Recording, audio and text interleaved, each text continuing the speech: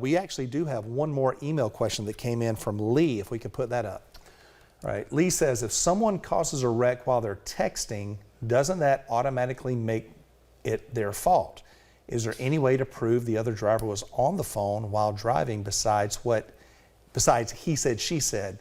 You know, Marcus, I mean, we get that question all the time. Oh, absolutely. And the answer to the first question, no, it doesn't automatically make them at fault.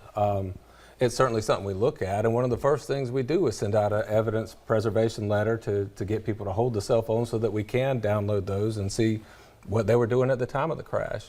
And it could certainly add to it. That's the kind of evidence that we're looking for to see whose fault it is, but it doesn't automatically make it their fault. Right.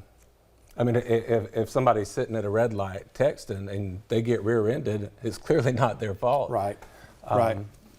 But yeah, there are absolutely ways to prove whether they were texting. Well, you know, Lee's question, they seem to indicate that someone caused the wreck and they were texting while driving. And, you know, that actually opens up some additional factors. There were some studies, I believe the University of Utah, a professor out there did a study that came to the conclusion that texting while driving is roughly the equivalent of drinking while driving. Mm-hmm. And, you know, obviously drinking and driving is illegal.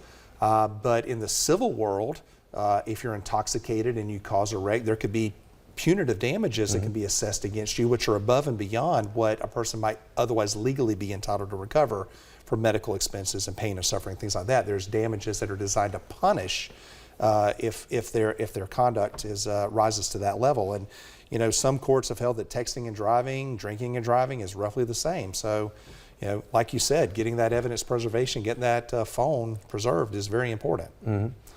So, you know, that's something, again, you want to get a lawyer involved in that quickly, and they can make sure that they preserve that evidence so that you don't miss out on something later on that might be vital to your case.